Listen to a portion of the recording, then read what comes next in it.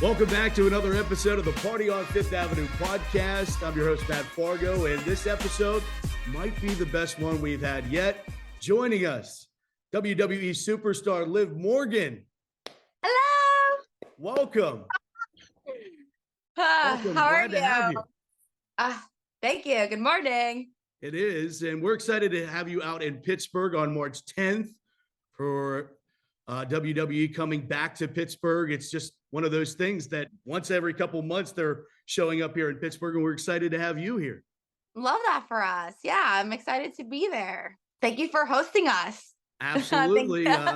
Liv, your story is so incredible. Not only your rise in the WWE, but your rise to the WWE. Have you stopped at any point and looked back on where you've come from to where you are now in both of those aspects? All the time. Yeah, it never gets lost on me. I mean, I can't explain to you, like, at 5 years old, watching WWE for the first time and knowing with every fiber of my being, with every ounce of my soul, that that's what I was going to do, and just falling so in love with it as I did, and just hoping and wishing and praying that one day I'd be able to see that through and make that come true for me. And fast forward, and I did, and I've done so many amazing things along with that on the way, and I've been champion. I'm always having pinch me moments, and I'm always so grateful, and it's never lost on me, my journey and what I've gone through to get here, and what being here still means to me today. I think that's why I have so much fun still. And now that you've won a championship, there's obviously the hunger to get that first one.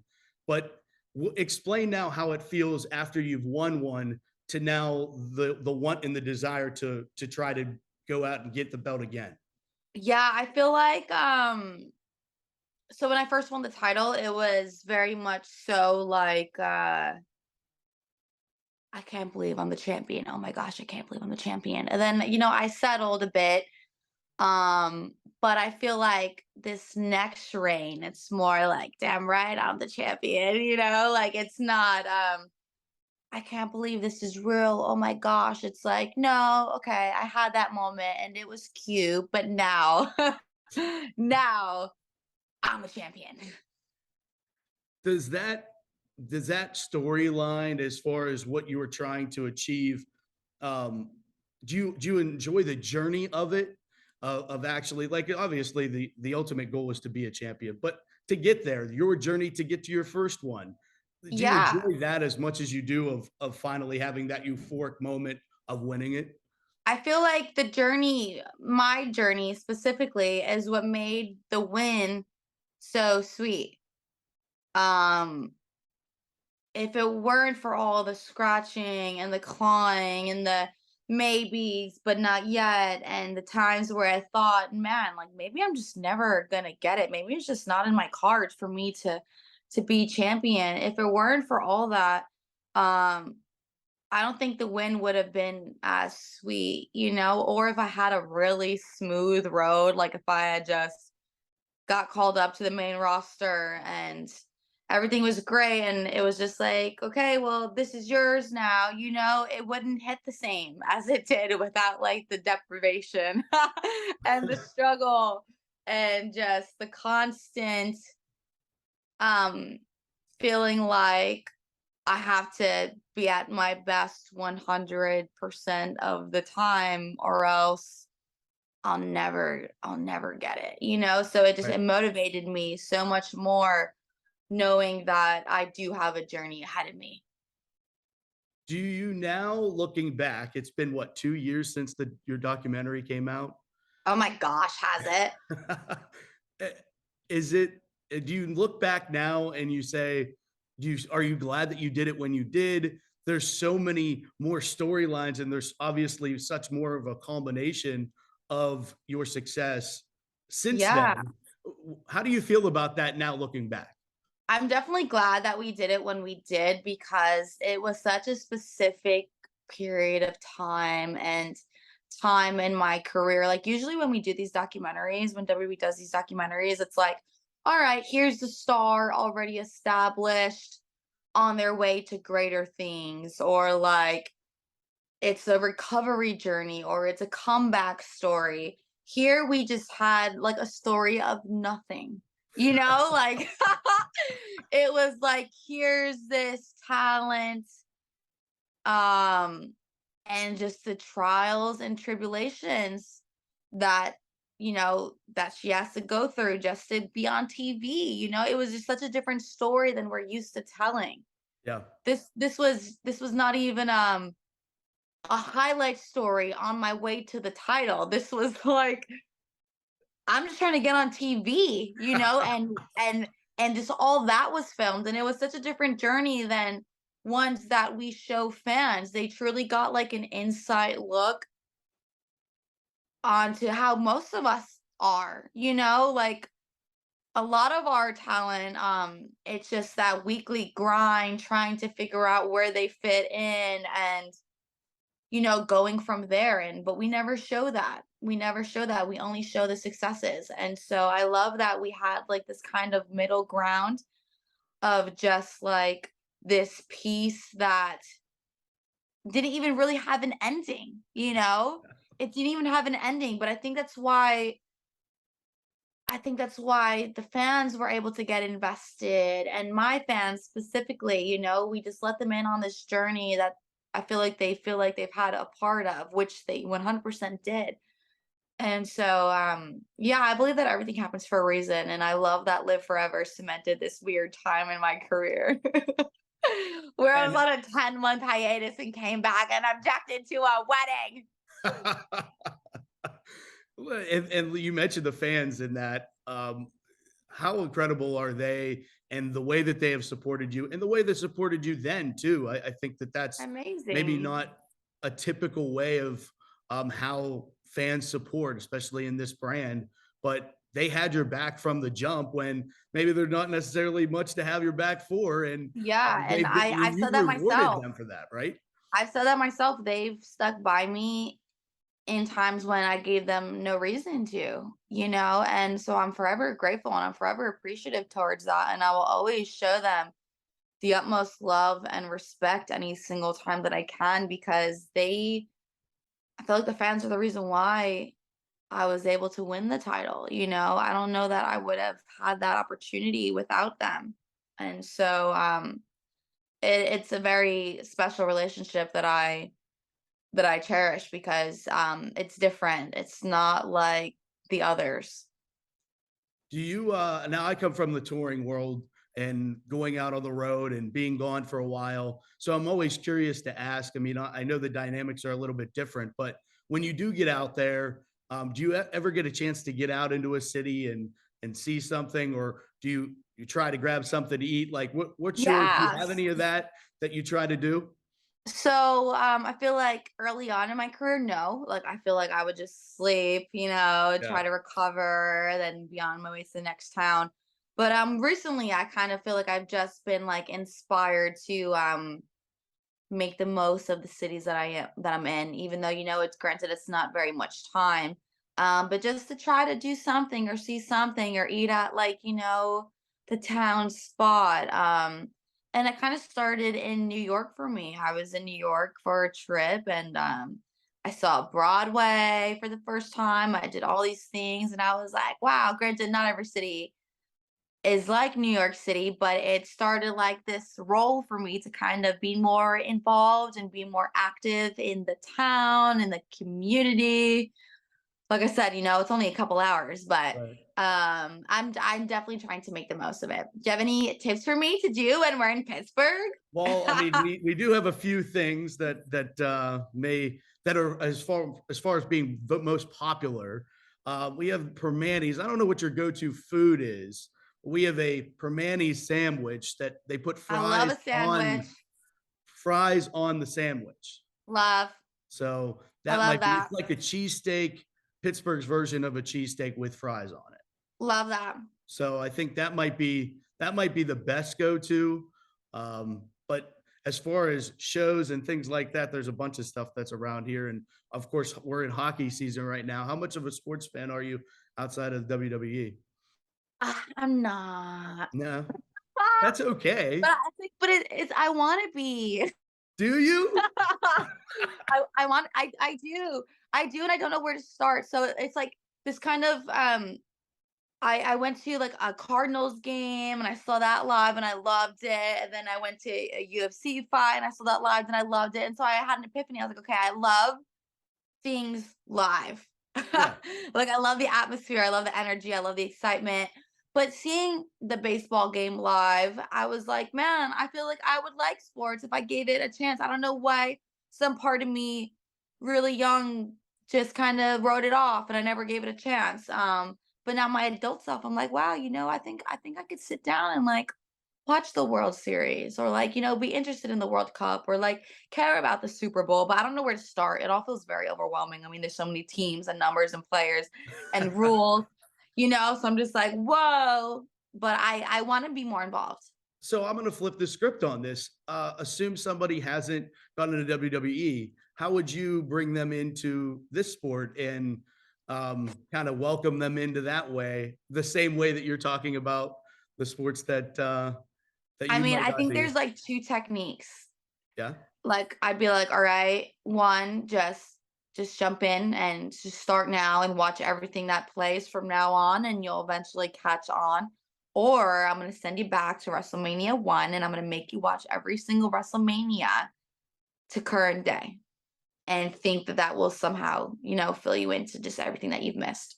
Right. Because I think you kind of nailed it, is like, just like WWE and what you were saying with the sports and the names and the numbers. If you're just hopping in right now, you got to catch up on all the backstory and the history and the legends that have come before and all of that stuff. It Yeah, really has the it's same a kind lot. of It's overwhelming. storyline. It's enough to make someone be like, no. I'm good. Yeah, but I want to. I want to be involved and I want to watch. No question. And I think that that's the kind of the best part of coming here. What should we expect coming into March 10th and SmackDown? I mean, we're gonna put on a great show, like always. It is the road to WrestleMania, which means things are bigger and juicier than ever. We have the lights, the pyro, the music, the atmosphere. I'm known to like to get extreme every now and then. I'm no stranger to a street fight. So I'm hoping we have something juicy on the card, which I know we will. I'm hoping I get to perform, but I do know that we are going to deliver a phenomenal fantastic show on the road to WrestleMania. You That did mention that gonna you're be no extreme. surprise. No Yes. question. And you did mention you're extreme. You're pulling out tables and you're just putting them to the side. You're not even using them necessarily. Like that was the first time I saw that. I was like, "Are you kidding?" Like, Yeah, obviously, no, it's everyone's just waiting for this to happen, and you're just it's like, just "Ah, it's the just there in case." it's just the wanting, I wanted to use it. Like I would have liked to. I didn't get to it unfortunately, but it was on my mind. All right. So the thing I have for you is we have a contest going on right now called Ringside for the Ring. Right now, people that want to be engaged have submitted opportunities right now to us to get ringside seats to SmackDown. And Ooh. we're down to the final five, but I'm going to read you, if you don't mind, I'm going to read you like two or three and see which one you like the best. Maybe they Wait, can get an extra, what am I judging them on? whether or not you think that they're worthy of getting the ringside tickets. Oh my gosh. Okay. Are you ready? Yeah. All right. I'd like to be engaged at a nice romantic dinner with him. I've been together for 19 years. I love to get down on one knee, for him to get down on one knee and ask him to marry me. He's never had the money to buy a ring, so we talk about it all the time, how we have rose petals everywhere or over a nice dinner. In front of everyone, for him to get down on one knee, that would be great for him to ask to marry me. That's one. Aw. All right, you ready for number two? Yeah. You seem stressed. I don't want to be in charge of people's fortune like this. You will only we will I'll do this. We'll only count you as one vote. Okay. All right. That's how everybody else is being voted on. So you It's just like I they can't can go even pick home a knowing candy that. bar. You want me to pick who gets ringside tickets to SmackDown? That literally kills me. All right, here's the number one. This is a good one. She's been giving not so subtle hints that she's ready to move to the next level. I think she was expecting me to pop the question on Valentine's Day, but I want to make my proposal something special and memorable, and I haven't been able to think of anything. That's when I heard about this contest. Asking my girlfriend to marry me ringside at WWE SmackDown would be an amazing experience, Oh my God. and it would be great to show our love in front of a crowd of people. Oh my gosh. 2 potential proposals At SmackDown. at SmackDown. You know, I have objected to a wedding. Have you? I have. What kind of During wedding the was that? 2020. Weddings aren't safe around me. Are you offering to officiate this wedding? I am. Okay. I am an ordained minister. I can actually do that for realsies. All right. I don't know that I ever would, but that is a skill that I do possess. You have the skill, but you have never officially used it. No. So what made you go ahead and do that? Just to, I think I was having like a quarter life crisis. And like I feel like I was like, all I know is wrestling. Like I need more skills. And so like I bought a piano and I taught myself how to play piano and I became ordained. I became like CPR certified. Like I did all these weird things to feel like better about myself. has those ever have any of those things like come in like CPR could come into handy someday? You know, there is a story about the CPR. I was at a party. I will make this short. I was at a party a week after I got CPR certified, and this woman, she was drinking and she was in the sun and she passed out. And someone's like, "Does anyone know CPR?" And I'm standing there like shook because like I just got certified, but I was like not ready to be a hero. So I'm like hesitating. I'm like, oh my God. But this girl is like passed out. And then so right as I'm about to be like, all right, someone was like, I'm a doctor. And then they saved her and it was okay. But I hesitated and I was not ready to save a life. But you should, and no one else have been there. You were going to try. Yeah. But you know, I did hesitate, but she was okay and everything was fine. But you know, that was a scary moment for me. I was just like, maybe wish I that- shouldn't be certified. Yeah, I think a lot of us can agree on that. I think I It's- am, but I it was wouldn't know what scary. was- Yeah, I My wish fight that there or would flight be is like flight. right, Like, and yeah, I wish I'm there would shook. be more situations like to be an ordained minister, and then just to all of a sudden someone's just trying to get married, and it's like, who's an ordained minister? That would be something that I'd be more comfortable doing than CPR. Yeah, I'd feel like if I'm gonna officiate a wedding, like I have Yeah. to pretend like I'm acting. Like if I myself go in there to marry people, my energy is not gonna match. Like I'm gonna be very giddy and high energy and I'm gonna be laughing. I don't want to take away from the ceremony. So if I did it, I have to be like, this is a role. You're playing a very serious minister, you know, like I'd have to really prep myself to like be very serious because I'm so not serious. Yeah, that would be a challenge. But now that these couples, depending on who wins, we'll have to let you know and see if we can make that happen. And you can Yeah. marry them. I'll object at the very least. You may or may not have done that in the past, huh? If I don't think they're right for each other, I'm gonna object. It worked out well for you the first time, right? I mean, I guess it depends on what you think works out well. It was memorable. It was memorable, and so was this. Liv, thanks so much for the time. I appreciate it coming onto the podcast. Thank We just you. getting things kicked off here at PPG Paints Arena. We really appreciate you coming on. Thank you so much. Hope you have a great day. Thank you for having me. And I hope whoever wins wins. That's the quote of the day right there. Yeah. Whoever wins, wins. Well, Yeah. we hope you do too. And again, appreciate it. And thanks for coming on. Thank you. All right, Liv Morgan, everybody, here on the Party on Fifth Avenue podcast at PPG Paints Arena. You can catch Liv and all the SmackDown coming up on March 10th, right back here at PPG Paints Arena. Watch us.